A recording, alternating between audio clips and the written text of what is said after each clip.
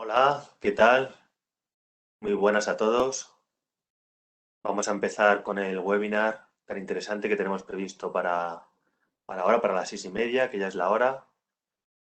Yo soy Manuel Delgado y tenemos el placer de contar con la doctora Miriam Montes. Hola Miriam, ¿qué Hola tal? Manu, ¿qué tal? Muy buenas. Y bueno, pues Encantada. vamos a tratar un par de temas de actualidad muy interesantes, que son las manifestaciones radiológicas de la enfermedad por COVID-19 y el screening del cáncer de mama. Yo voy a dar la primera charla y luego Miriam la segunda, pero vamos a empezar con la de Miriam. Si os parece,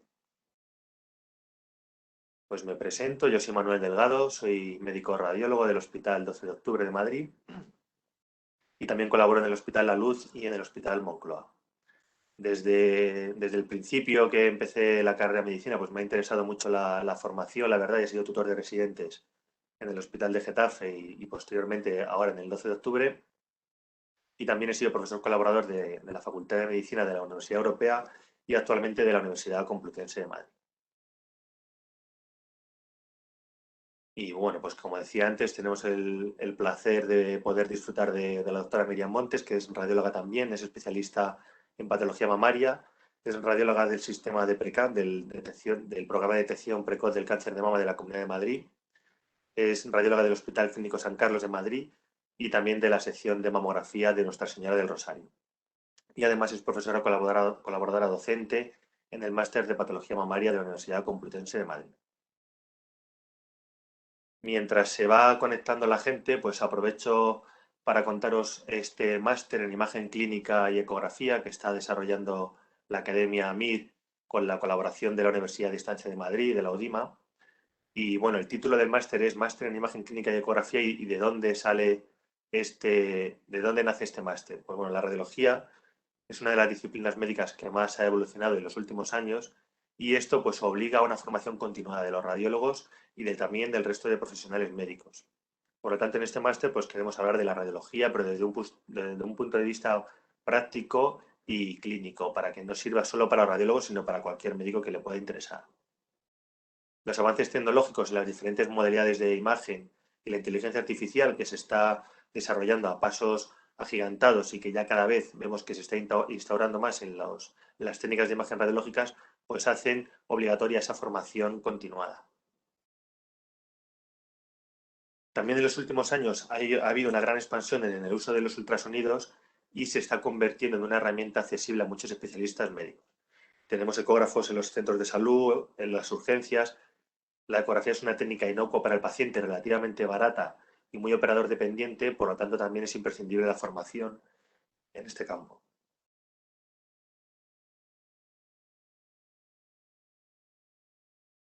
¿Qué nos puede diferenciar un poco de este máster del resto de máster que hay de estas características? Pues la experiencia y reputación del equipo docente, el enfoque científico y ético, el modelo académico que ahora vamos a explicar un poquito, que es un máster eminentemente práctico y que consta de 60 créditos europeos avalados por la Universidad de Distancia de Madrid y que es de carácter semipresencial.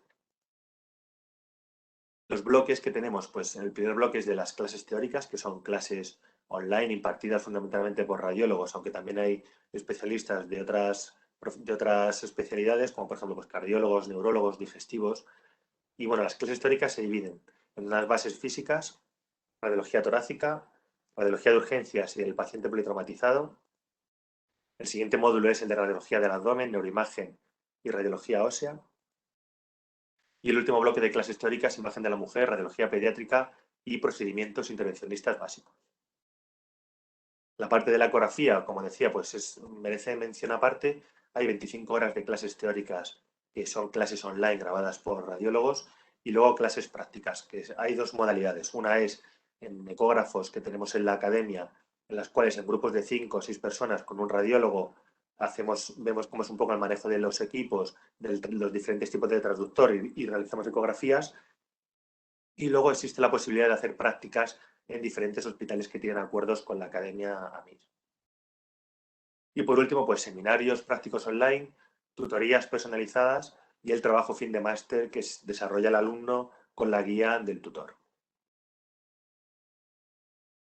Y bueno, pues después de esta presentación ya vemos que se está uniendo la gente, ya somos bastantes.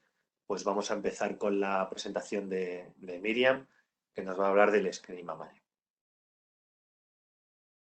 Pues nada, muchas gracias Manu por la presentación, muchas gracias por contar conmigo para estar este ratito con vosotros. El máster, la verdad que me parece muy interesante, de hecho nuestro grupo participa en algún capítulo y bueno, pues nada, sin más, muchas gracias también a la Academia MIR, por cierto.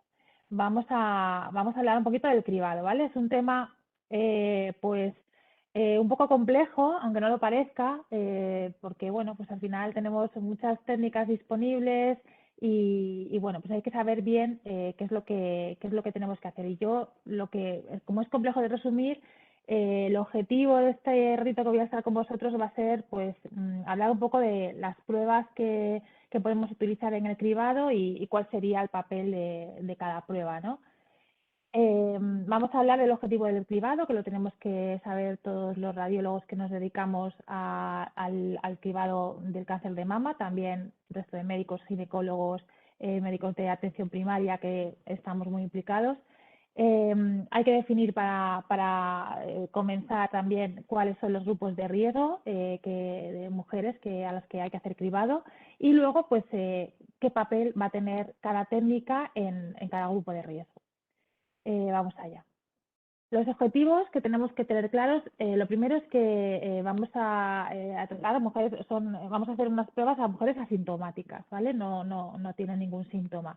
Entonces, esto siempre lo tenemos que tener muy presente, que dentro del objetivo va a ser detectar de forma precoz el cáncer de mama, pero sin que afecte de forma negativa al estado de salud de las mujeres participantes. Tiene que haber siempre un beneficio neto y que no sea una técnica que al final pues vaya a perjudicar. ¿Qué beneficios tenemos que obtener? Vamos a buscar pues la reducción de la mortalidad, por supuesto, por cáncer de mama y también la utilización de técnicas menos agresivas tras un diagnóstico de cáncer de mama. Y sabemos que va a haber unos efectos negativos, ¿no? Cualquier prueba, al final, cualquier intervención médica puede tener sus efectos negativos. En el caso del cribado de cáncer de mama, pues estos pueden ser los intrínsecos de la prueba, pues ansiedad que pueda ocasionar en las mujeres, los falsos positivos y negativos, que hay que intentar minimizarlo siempre, el sobrediagnóstico y el cáncer de intervalo. Y también tenemos que tener claro que como queremos atender a muchas mujeres, tiene que ser una técnica sencilla, barata, accesible, reproducible y que tenga unos valores predictivo, positivo y negativo altos. Bueno, los grupos de riesgo, pues tenemos tres grupos de riesgo fundamentales. En primer lugar, el grupo más numeroso, por suerte, va a ser el riesgo bajo o riesgo poblacional que llamamos, que va a ser un riesgo estimado entre 10 y un 15% de padecer cáncer de mama a lo largo de la vida. Luego tenemos unas mujeres con un riesgo intermedio de padecer cáncer de mama que ya va a subir pues en torno a un 15 o un 20%. Este es un poco un grupo cajón desastre y está compuesto por mujeres que tienen agregación familiar pero que no está claro, no se ha demostrado una mutación genética clara, mujeres que tienen, a las que se les ha diagnosticado una lesión de riesgo y mujeres que tienen antecedentes de cáncer de mama y mujeres con mamas densas, aunque esto todavía está ahí un poco, pues ahí. Y luego hay otro grupo claramente definido que es el riesgo, las mujeres con riesgo alto de padecer cáncer de mama, mayor de un 20-25%, en el que vamos a tener las pacientes que tienen una mutación genética, como las de RC1 y 2, que son las más frecuentes, las mujeres que han tenido antecedente de radioterapia de tórax en la adolescencia, porque estas mujeres van a tener más riesgo de padecer un carcinoma de mama radioinducido, y aquellas mujeres que han tenido un cáncer de mama muy jóvenes o que han tenido cáncer de mama y tienen las mamas muy densas y complejas. Bueno, en el cribado poblacional, en el grupo de riesgo principal, la técnica principal, la reina, es la mamografía y lo continúa siendo desde los años 90 que se hicieron unos estudios randomizados en los que se demostró que la técnica era muy sensible para detectar cáncer de mama y sobre todo demostró que en el grupo de edad comprendido entre los 50 y los 69 años, haciendo cribado cada 2 años con mamografía, se conseguía una reducción de una mortalidad de en torno a un 20 o un 30%. Es la única prueba que nos va a permitir ver las calcificaciones, las microcalcificaciones, que muchas veces van a ser un signo precoz de cáncer de mama. Y bueno, pues a día de hoy sigue siendo, no hay ninguna otra técnica que desbanque a la mamografía en el cribado poblacional. Se le achacan algunas pegas a la mamografía, a los detractores del cribado. Una de ellas es el sobrediagnóstico. ¿Y qué es esto? Pues es cuando vamos a diagnosticar a una mujer de un cáncer de mama que no hubiera supuesto ninguna alteración, ningún cambio en su mortalidad, ¿no? O sea, esos cánceres que de no haberlos detectado, pues no hubiera pasado nada. Existe, ¿no? Por ejemplo, vemos este caso en el que, bueno, pues se diagnosticó esta distorsión, se hizo biopsia, resultó un carcinoma ductal in situ y cuando nos fuimos para atrás, muchos años antes, esa lesión ya estaba ahí. Probablemente esta lesión pues no hubiera supuesto una gran diferencia en la vida de esta mujer, pero ¿cuál es el problema? Pues que no sabemos la evolución. Cuando vemos una lesión muy precoz, no sabemos qué evolución va a tener a priori, ¿no? Por su forma. Y nos puede pasar esto, pues nos puede pasar que en esta mujer, esto es un caso de que unas calcificaciones muy sutiles pasaron desapercibidas y al año siguiente pues la mujer apareció con este bulto y era un carcinoma infiltrante. Pero bueno, aún así, con todo lo que se pueda decir de sobrediagnóstico en cuanto a lo que realmente sigue siendo un problema es el infradiagnóstico. Y es que la mamografía no es perfecta y todavía pues hay en algunos grupos de mujeres el cáncer de intervalo, que es ese cáncer que diagnosticamos entre 2 rondas, es decir, hacemos una mamografía a una mujer y antes de que lleguemos a la mamografía que le tocaría, pues la mujer acude porque se toca un bulto y es un cáncer, eso llamamos cáncer de intervalo. Pues ¿qué pasa? Que el cáncer de intervalo en mujeres pues con mamas densas o en grupos de riesgo alto pues aumenta muchísimo y es que la mamografía, pues como ya sabréis, disminuye su sensibilidad con el incremento de la densidad. Como podéis ver en este caso, en el que esta mamografía pues se podría dar como absolutamente normal porque no se ve así nada claramente y bueno, pues la resonancia veis que tiene un carcinoma multicéntrico, tiene múltiples nódulos sospechosos.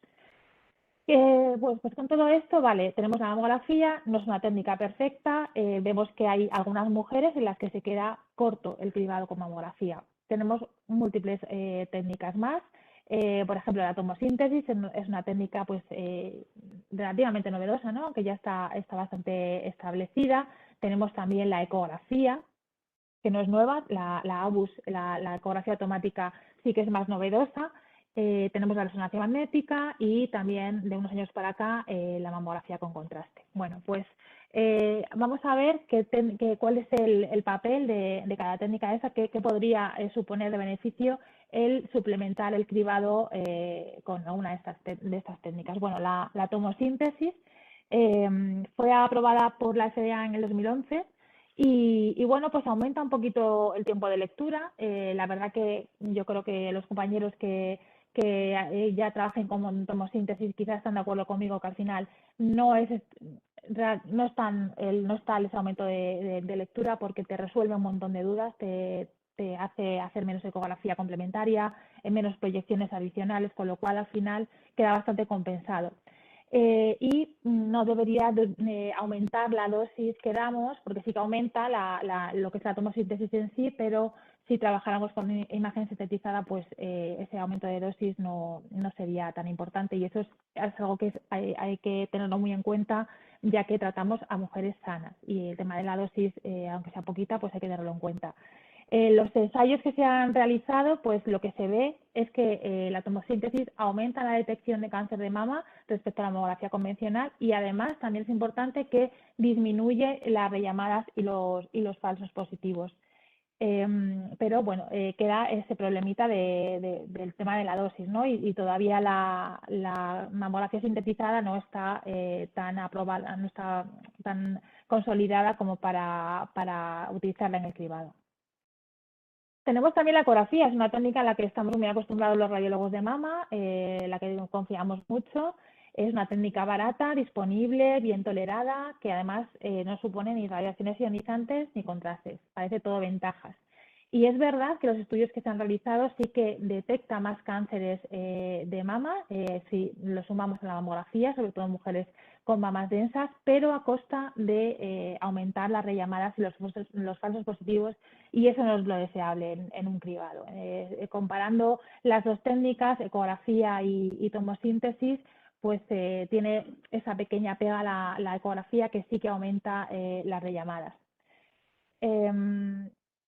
En cuanto a la ecografía ABUS, que bueno, algunos compañeros, Manuel sí quiere que luego comente su experiencia porque ellos ya lo están utilizando en el 12 de octubre, es la ecografía automatizada, la realiza el técnico, tiene como ventajas que no es operador dependiente y es más reproducible, ¿no? Que siempre se hacen las secuencias de las proyecciones de una manera, pero bueno, tiene algunas pegas todavía, también es una técnica relativamente nueva, a la hora de ver lesiones periféricas, cercanas al pezón, a la axila, y los estudios que se han realizado hasta el momento, aunque son poquitos, las tasas de rellamada son similares a las de la ecografía manual.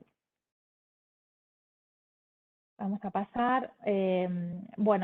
Con todo esto, pues, en resumen, el grupo de la agencia del grupo de trabajo de la Agencia de Investigación del Cáncer ha resumido hace poco en un documento, pues que lo que está más claro, donde más evidencia científica hay, es que hay un beneficio neto de cribado bienal con mamografía en las mujeres con edades comprendidas entre los 50 y los 69 años, que la ecografía complementaria de mamas densas aumenta la detección, pero a costa de aumentar los falsos positivos, y que la tomosíntesis aumenta la detección de cáncer de mama, disminuye los falsos positivos, pero todavía no hay datos robustos de reducción de la mortalidad, y la dosis de radiación, pues si no se utiliza sintetizada, es mayor que la mamografía convencional, como para que las guías clínicas la utilicen como recomendación.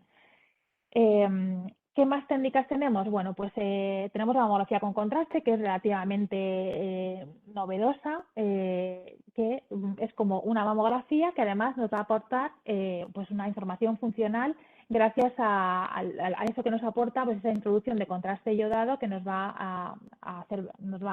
a demostrar cómo se comportan las lesiones con el contraste, ¿no? Y nos va a resaltar las lesiones sospechosas que captan contraste por esa mayor angiogénesis.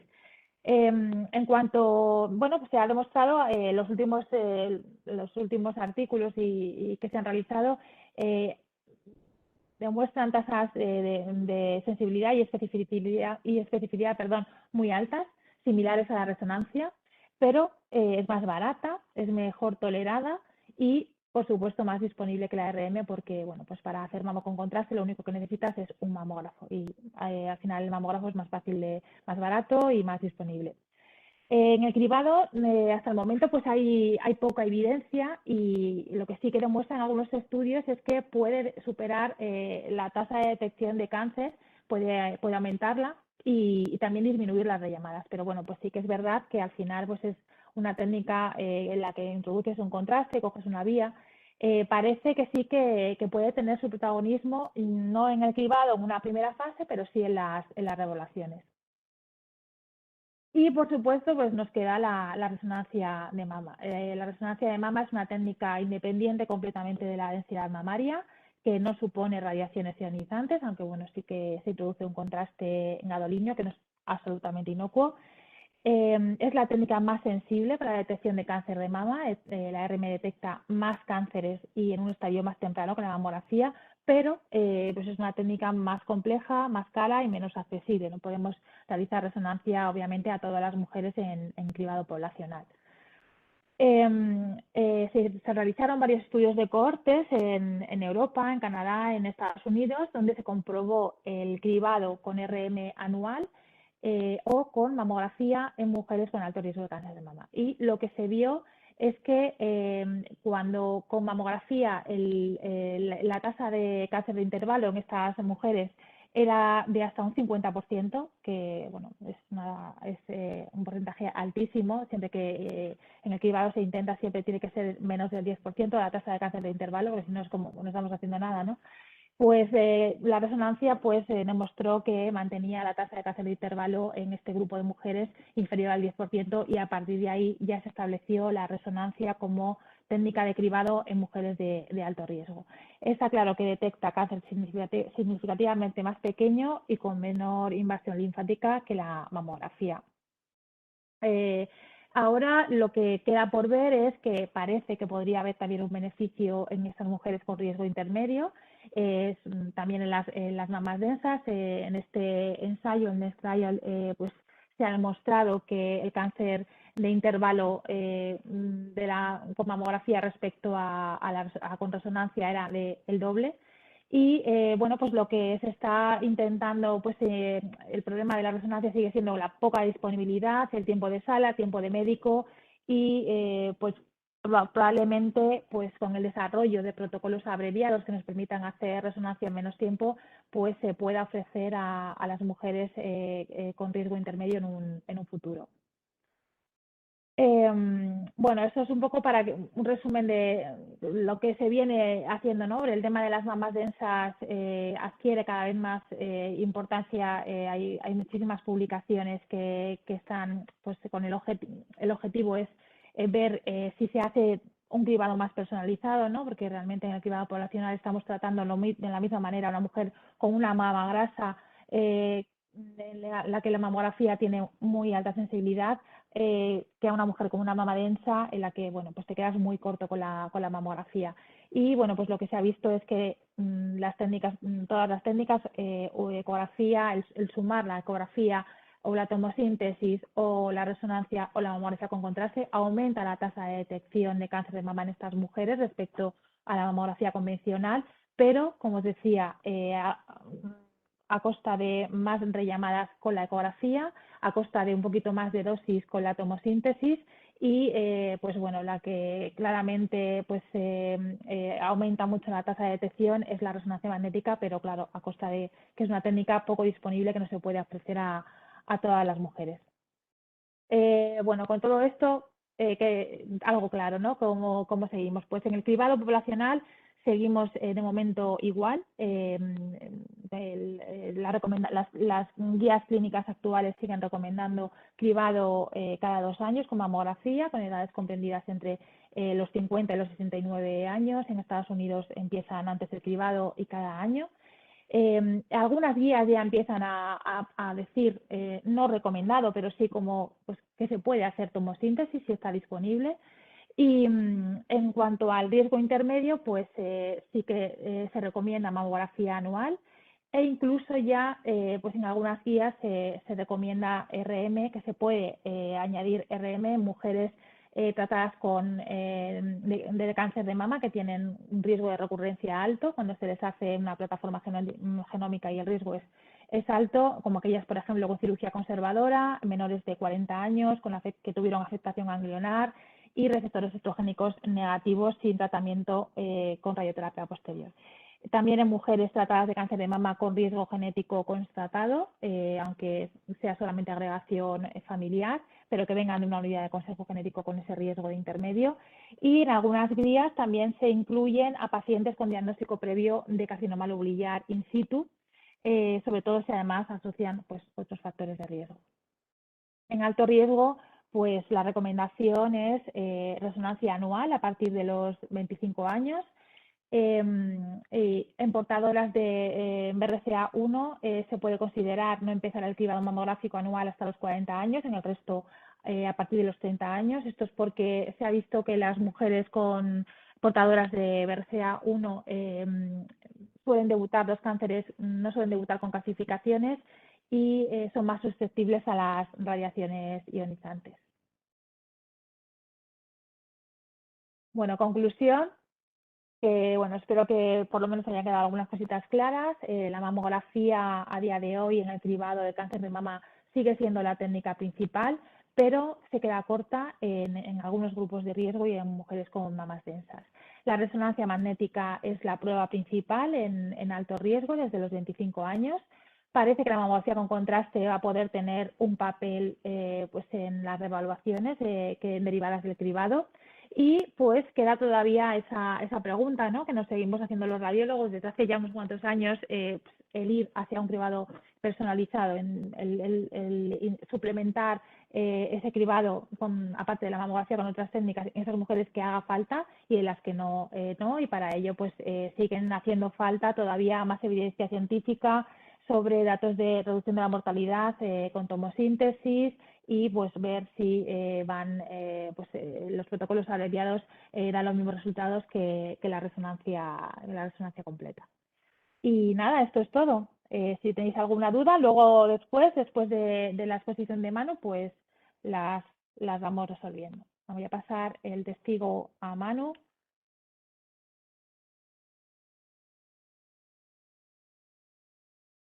Bueno, Miriam, muchas gracias por tu aportación en esta presentación tan interesante. Y nada, pues si queréis podéis ir haciendo preguntas en el chat que luego cuando terminemos pues las contesta la doctora. Pues vamos a pasar con mi tema, que es la radiología del paciente con COVID-19. La COVID-19 es una enfermedad infecciosa causada por una cepa de coronavirus que surge en Wuhan, China, a finales del 2019. Fue declarada como pandemia mundial por la Organización Mundial de Salud en marzo del 2020. Esta enfermedad se transmite a través del contacto con gotas del tracto respiratorio superior de personas infectadas y la infección ocurre generalmente en los 5 primeros días tras la infección, aunque puede demorarse hasta los primeros 15 días. Los síntomas de la enfermedad son inespecíficos y el espectro clínico es muy amplio. Hay pacientes que son asintomáticos y hay pacientes pues, que desgraciadamente evolucionan muy mal a sepsis, shock, distrés respiratorio y fallecimiento. La clínica respiratoria es similar a otras infecciones respiratorias víricas, con tos, fiebre, mialgias, cefalea, anosmia, siendo la disnea un signo algo más específico, que hace que el paciente empieza con disnea, haya que sospechar la infección por COVID-19. Otros síntomas como clínica dermatológica, cardiológica, neurológica son menos frecuentes, aunque también pueden ocurrir. Los factores de riesgo para el desarrollo y el peor pronóstico de esta enfermedad son la edad avanzada, el sexo masculino y ciertas comorbilidades como obesidad, enfermedades cardiovasculares, diabetes, enfermedad pulmonar crónica o hipertensión. Para el diagnóstico, la PCR es la prueba más utilizada de muestra de secreciones nasofaringeas y o respiratorias.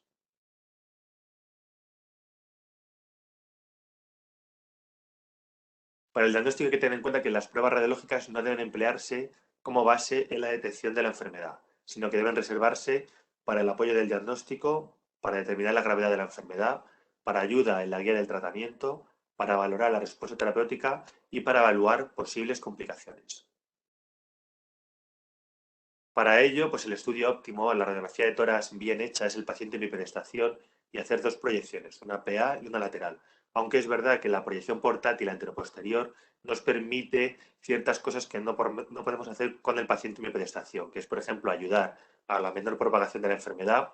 Los equipos son de más fácil limpieza. Se pueden instalar estos equipos en salas que se dedican exclusivamente a pacientes COVID y es la única posible en pacientes críticos o de la UCI. Esta proyección permite valorar catéteres y dispositivos y detecta también posibles complicaciones como por ejemplo neumotoras, aunque es menos fiable que la radiografía en hiperestación. Además, pues se puede monitorizar la enfermedad de manera seriada porque se pueden hacer placas de manera muy fácil. La radiografía de tórax hay que tener en cuenta que puede ser normal en casos leves o al inicio de la enfermedad y que los hallazgos son más extensos a los 10-12 días del inicio de los síntomas. Se van a establecer 4 categorías. La primera sería la radiografía de tórax normal, teniendo en cuenta que esto no excluye la infección. El segundo grupo son hallazgos típicos, en los cuales podemos observar un patrón reticular, opacidades en vidrio deslustrado y consolidaciones de morfología redondeada, multifocales y parcheadas y confluentes. La distribución suele ser bilateral y periférica, de predominio en campos inferiores. El tercer bloque de hallazgos serían los indeterminados, que son consolidaciones o vidrio deslustrado unilateral, central o en lóbulos superiores. Y el cuarto bloque, hallazgos atípicos o poco frecuentes, que los tienen que hacer pensar en otros diagnósticos alternativos. Estos hallazgos son una consolidación lobar, un nódulo pulmonar, el patrón miliar, cavitación o derrame pleural.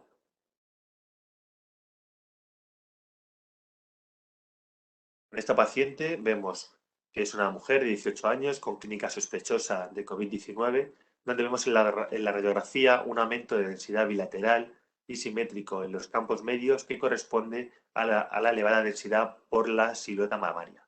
En este paciente la PCR fue negativa y la radiografía, como vemos, pues es normal.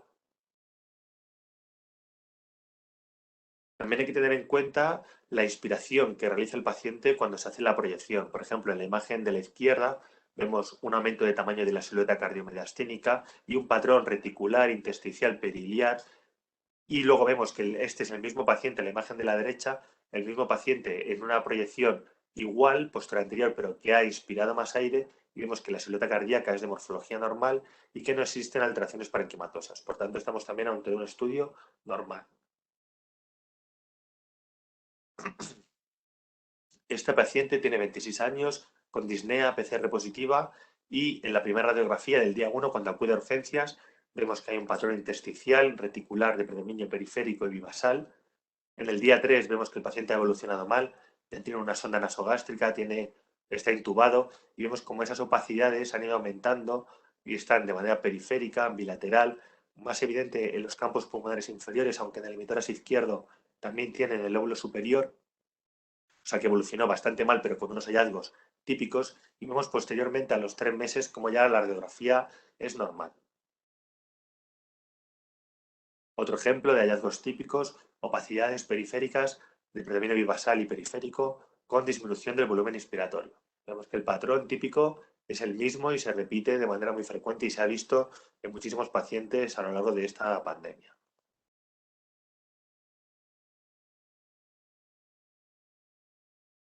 En este paciente vemos también en la imagen de la izquierda cómo es una exploración normal y luego vemos cómo progresivamente va evolucionando desfavorablemente con aumento de densidades periféricos bilaterales en modo de consolidaciones, que en la imagen de la izquierda cómo ha progresado y prácticamente solamente está respetado el pulmón a nivel central periliar.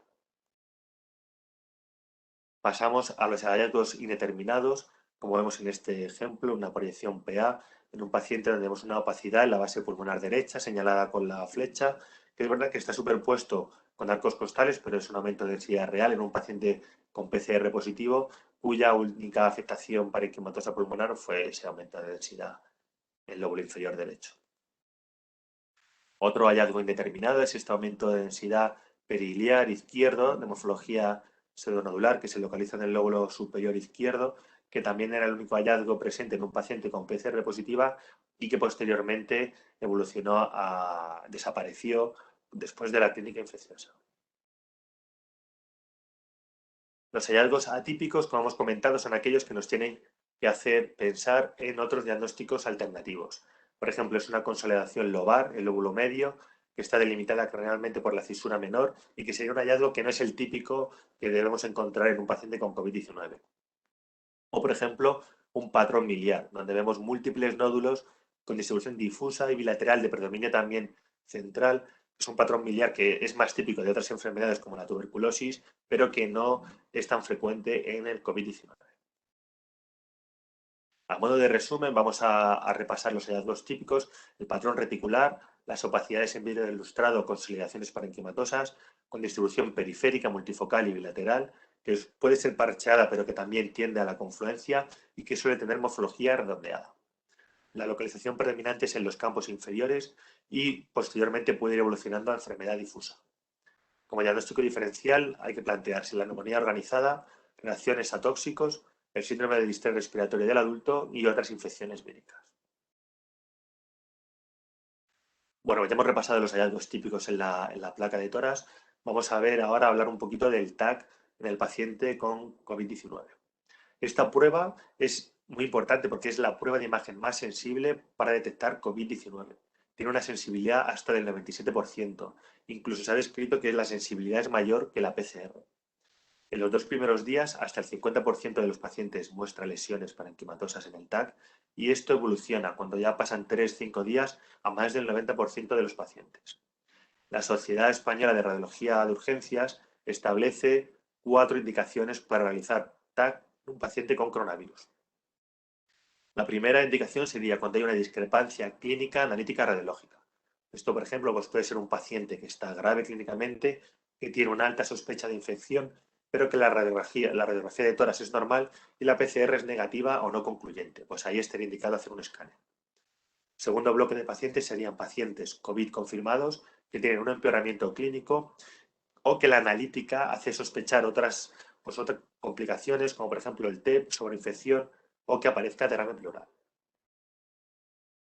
El tercer grupo de pacientes son pacientes graves con sospecha clínica, de los que hay que decidir dónde ingresan, sobre todo si van a la UCI o no, si van a la UCI, a qué tipo de UCI, porque como se han habilitado en esta pandemia diferentes UCIs limpias, UCIs sucias, pues bueno, un poco para establecer a cuál es el sitio donde el paciente va a estar mejor tratado, se puede realizar un TAC. Y como última opción, en pacientes con otra patología crítica que requieren una rápida decisión de tratamiento. Por ejemplo, un paciente que va a ir a cirugía, pues si hay que dilucidar si tiene afectación parenquimatosa o no, se le puede realizar también un escáner. ¿Cuáles son los hallazgos típicos del TAC en el COVID-19? El hallazgo más frecuente y más precoz del TAC es la opacidad en vidrio deslustrado. Y esto lo que traduce es ocupación alveolar. ¿Cómo lo vemos? Como un aumento de densidad que no borra estructuras vasculares. Esa es la definición de una afectación en vidrio ilustrado en el escáner.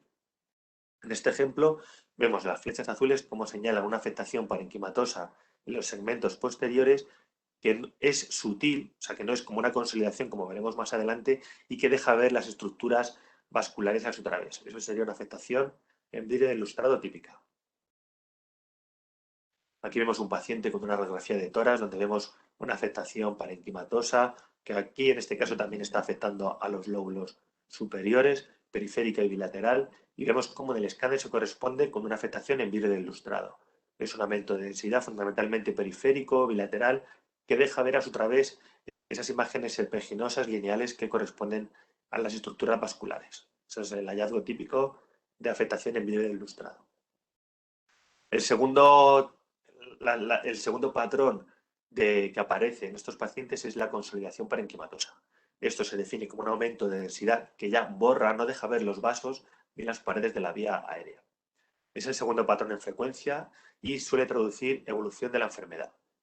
Las flechas rojas, ya lo que vemos es un aumento de densidad mayor que en el vidrio ilustrado, que no vemos estructuras vasculares a su través y que podemos ver broncograma o alveolograma en su interior. Como hemos dicho, esto traduce empeoramiento clínico. En este paciente vemos cómo hay áreas de consolidación parenquimatosa en ambos lóbulos inferiores, en segmentos posteriores, y la flecha azul señala una afectación en vidrio ilustrado. Vemos que se ve ahí una estructura tubular que atraviesa esa zona de ese aumento de densidad, por lo tanto no es consolidación parenquimatosa, sino que es vidrio ilustrado. Perdón. El tercer patrón que vamos a tener es la reticulación periférica subpleural. Esto traduce engrosamiento del intersticio de los septos inter e interlobulillares y aumenta con el curso prolongado de la enfermedad. En el esquema de la izquierda vemos la estructura, la estructura de dos lobulillos pulmonares secundarios, que con esa morfología poligonal, lo que hay entre lobulillo y lobulillo serían los septos interlobulillares y dentro de cada lobulillo tenemos los septos intralobulillares. Cuando esto se engruesa, traduce engrosamiento del intersticio y vemos este patrón periférico que suele ser de predominio periférico y subpleural, que se traduce como imágenes lineales, como vemos ahí en las líneas azules en este paciente con afectación por COVID-19.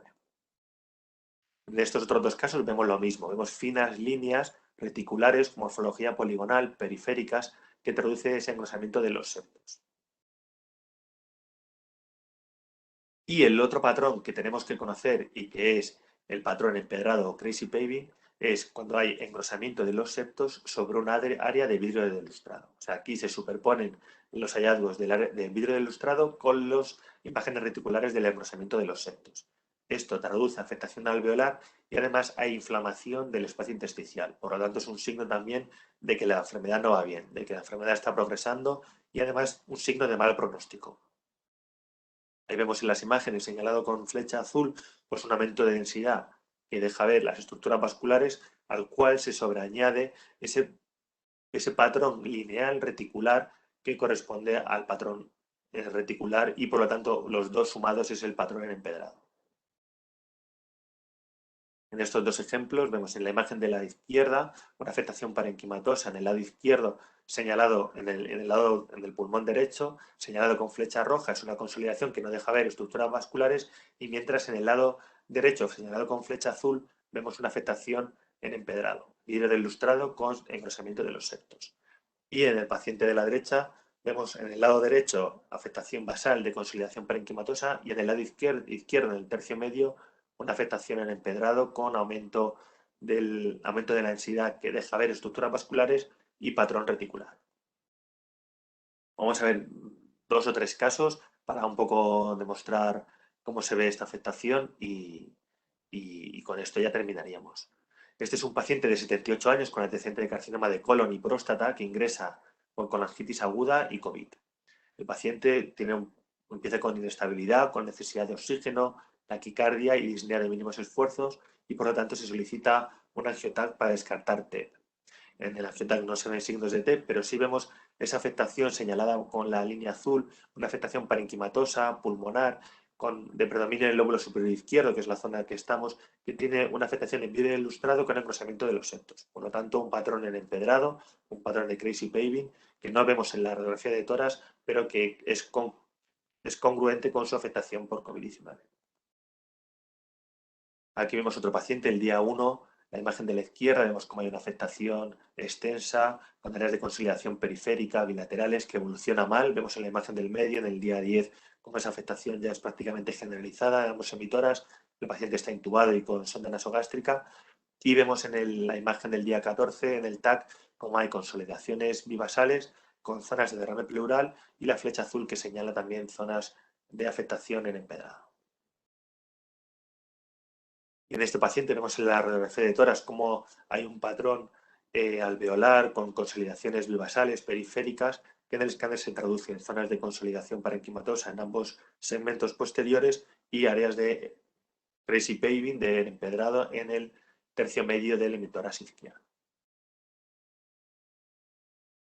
Luego, pues también comentar que la Sociedad Holandesa de Radiología ha establecido un CORRAS, al igual que el BIRRAS en la mama, el TIRRAS en el tiroides, pues ellos han establecido este CORRAS. Por ejemplo, el CORRAS 6 es cuando ya la PCR es positiva, el paciente está confirmado, y el CORRAS 5 es cuando los hallazgos en la tomografía son muy típicos para COVID-19 y el nivel de sospecha es muy alto.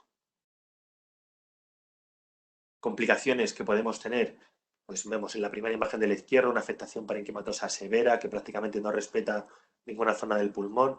En la imagen del medio, un defecto de repleción en la arteria pulmonar izquierda que traduce un tromboembolismo pulmonar. Y en la última imagen, una colección redondeada con nivel hidroaéreo que es compatible con un acceso pulmonar. Y bueno, pues con esto terminamos esta parte del webinar. Ahí os dejo la dirección por si hay algún interesado en el máster, donde puede ver un poco pues, cuál es la estructura y la manera de poder apuntarse. Y nada, pues vamos, si te parece, Miriam, con alguna pregunta que nos han hecho y terminamos. ¿Qué te ha parecido, Miriam, el COVID? Bien. Bien, bien, bien. A mí me viene súper bien para repasarlo. Yo espero que no me Esperemos que no mandaron a vuelva. plan, que no vuelva, porque, madre. Pero sí, la verdad es que ha sido increíble todo lo que hemos aprendido en este tiempo, que no queríamos haber aprendido nada, pero me ha venido muy bien el repasito, la verdad. Me ha venido Bueno. fenomenal. Pues nada, muy bien. Pues mira, hay una pregunta, Miriam, que es para ti, que dice que de qué manera podría ser útil la mamografía con contraste en las revaluaciones. Pues a ver, la mamografía con contraste es una técnica que es eso, nos ofrece la imagen mamográfica morfológica, o sea que eso no lo vamos a perder, pero aparte nos va a dar información funcional. Entonces, bueno, cuando una mujer va a revaluación, esto es cuando en la mamografía de cribado pues hemos visto alguna cosa dudosa. Y pues llega a la revaluación y pues al final pues le hacemos miles de cosas a la pobre, le hacemos a lo mejor una proyección magnificada, otra proyección distinta, termina luego una ecografía, de la eco vuelve otra vez a otra proyección y al final con una mamografía con contraste pues lo que conseguiríamos sería rapidez, agilizar un poco las revaluaciones, porque lo que nos ofrece la mamografía con contraste de tener también esa imagen funcional, pues si no vemos ninguna captación, Ya. duda resuelta. Si hay alguna captación, pues ya iría pues directamente a biopsia. Y entonces yo creo que agilizaría mucho el circuito, vamos. Mm. Vale, vale, vale, perfecto. Muy bien. Aquí hay otra pregunta que es que si hay alguna morfología de las opacidades en el TAC de toras que sea más específica para COVID-19. Pues bueno, es verdad que hay como dos tipos de morfologías, una que sería la redondeada y otra la geográfica. La geográfica es la que tiene bordes peor definidos, irregular, y esa se ha visto que es menos específica para COVID. Y sin embargo, la redondeada sí es más específica para COVID, siendo la geográfica algo más característica de otras infecciones víricas, de la neumonía organizada y de las reacciones a la afectación parenquimatosa por reacciones a fármacos. O sea que sí, las morfologías redondeadas en principio apoyarían el diagnóstico de COVID. Ujú. Aquí hay otra pregunta, Miriam, que dice que si la tomosíntesis podría sustituir al segundo lector en el cribado. Pues ojalá, ojalá. La verdad que sí que hay ya estudios, de hecho algunos trabajos de grupos españoles, como en el Reina Sofía de Córdoba, en Toledo, pues lo que han demostrado es que al final pues ese aumento de detección que te da el segundo lector y también que disminuye las rellamadas, pues te lo podría dar la tomosíntesis, ¿no? Entonces, con la falta de radiólogos de mama que hay, pues es algo que yo creo que estamos todos deseando que en algún momento pues se dé ese paso, que consigamos que la tomosíntesis equivalga a ese segundo lector. Vale, muy bien. Y luego hay otra pregunta que dice que ¿cuál es la afectación típica de COVID en los niños? Pues bueno, en los niños es verdad que no hay tantos estudios porque como ya sabemos, pues la infección en los niños es mucho más rara. Dicen que más o menos aproximadamente 1,5 o 2% de todos los casos del total son niños y además no manifiestan mucho la enfermedad.